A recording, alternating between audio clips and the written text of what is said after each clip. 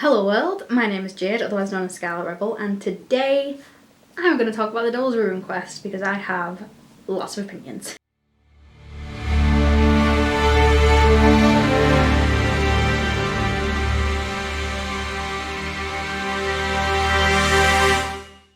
So Destiny dropped the Devil's Ruin quest as part of the Season of Dawn the other day, and people got into it and had a lot to say about it. The Devil's Ruin, for those of you who maybe haven't picked up or haven't played anything in Season of Dawn yet, is a exotic sidearm. It's one of the exotic weapons that's kind of listed on the seasonal roadmap. But yeah, the quest dropped and people played it and they were not best pleased for a myriad of reasons. The kind of main criticism that came out of this quest was that it was too short, and that led a lot of people into talking about that it kind of echoed how they felt about the whole season and, you know, tons of stuff like that. And it started a lot of talk about the quest itself and the season and Destiny's season model and stuff like that. And I have a lot of opinions about that too, so I figured I would turn my camera on and very quickly kind of rant about it.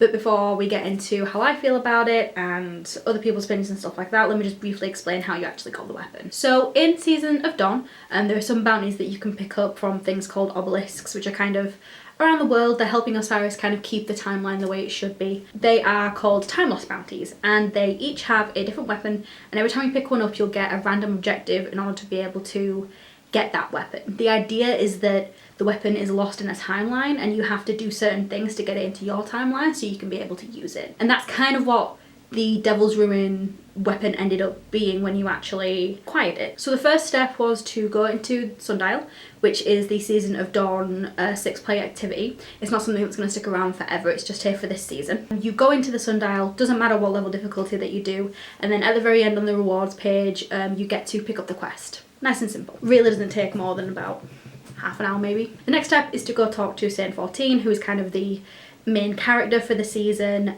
The story at this point has revolved around bringing him back to the tower.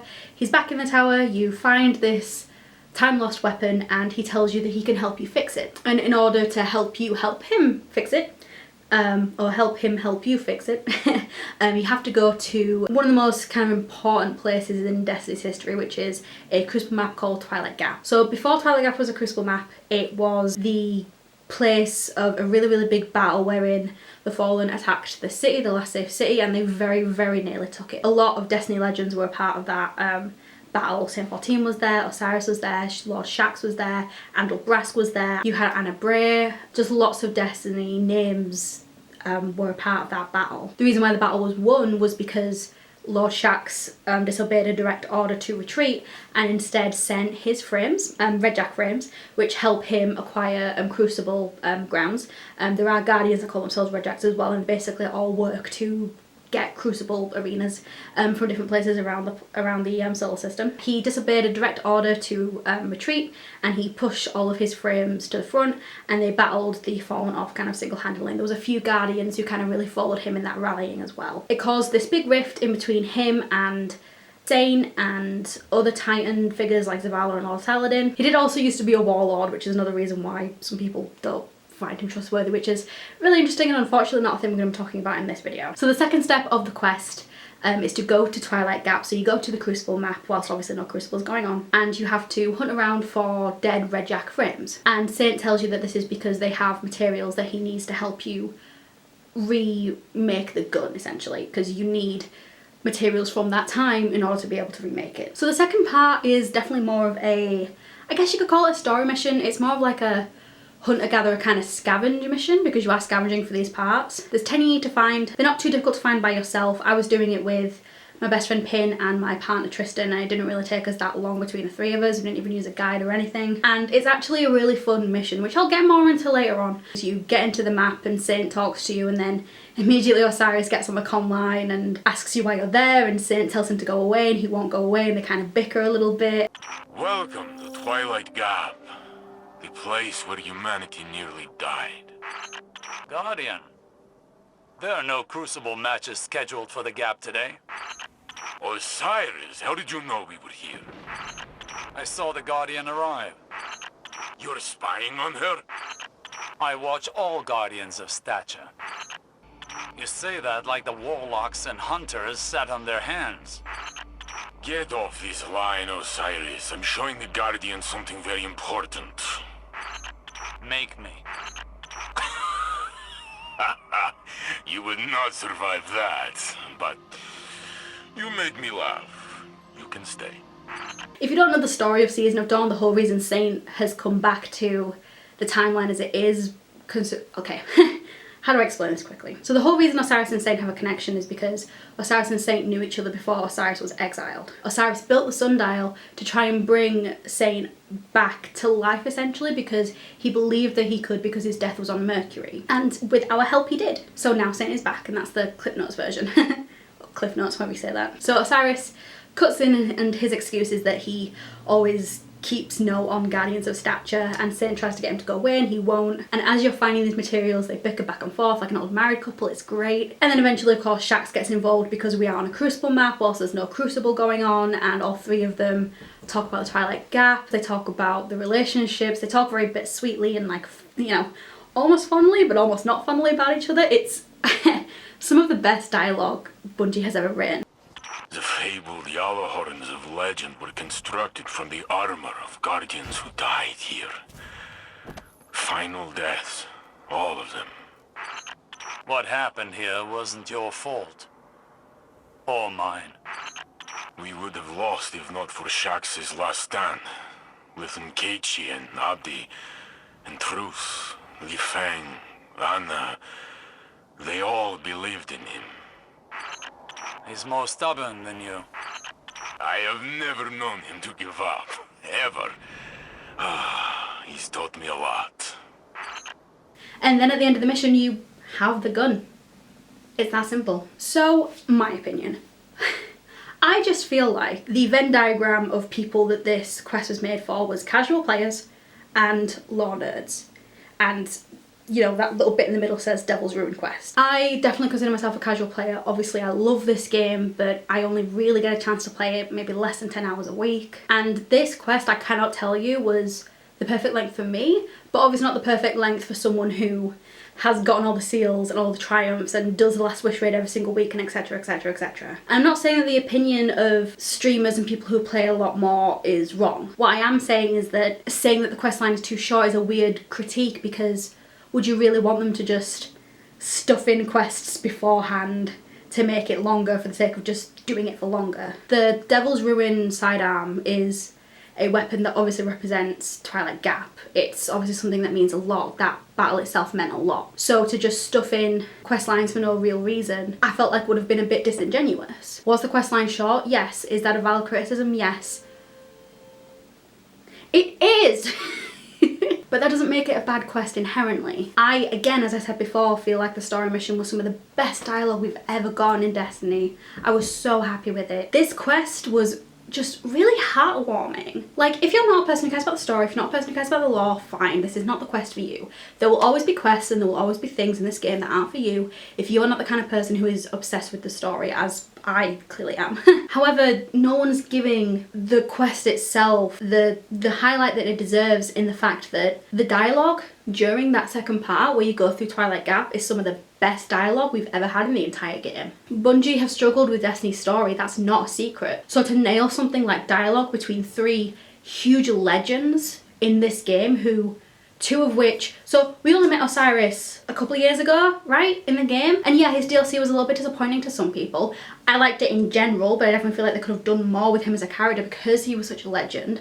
It feels like they're trying to write that with Saint 14 because he's now come back. But think about how built up these legends were and how much we just wanted to know more about them in the game, or like talk to them, and we can do that now. Like, writing those three legends talking to each other about this battle, which was so important that we have such basic information about, that must have been such a challenge, and it's a challenge that Bungie nailed. They nailed it. The writing team absolutely nailed it. And it hurts me that the only person on the writing team that I know of note is Jonathan Toe. But whatever he did with his team, whoever wrote that interaction, like, give them a raise.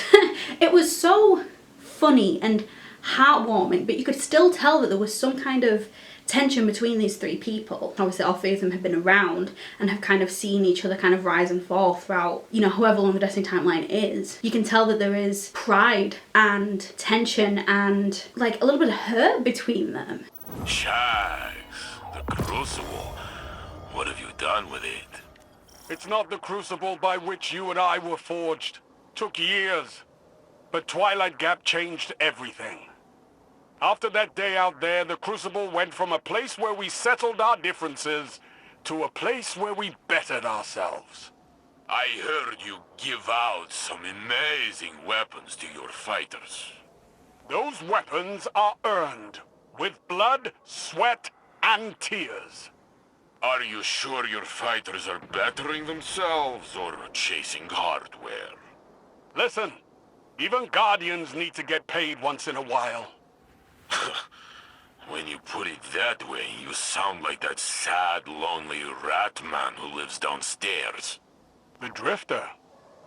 Keep your enemies close, right? Watch him for us. My neighbours are doing some kind of like construction, I think. And if you can hear them, I'm sorry, but there's not really a lot I can do about it. Osiris, Same 14 and Shax talking to each other on one comm line. Like, go back to Destiny 1 and imagine your current self going back and telling you that there would come a day where there would be a quest line where those three talk to each other. You wouldn't care how short it was. You really wouldn't, or at least I know that I wouldn't. So narratively and in terms of like the dialogue and the voice acting and stuff like that, this quest was perfect. It was really, really good. It told us a lot more about Twilight Gap from a very personal perspective, not just grimoire cards that are this person did this and this person did that. I really, really enjoyed it. I really think people are giving it a hard time, and I really feel like the only valid criticism that people have of the questline is that it was short. I don't feel like anyone is giving the story and narrative aspect of it any credit.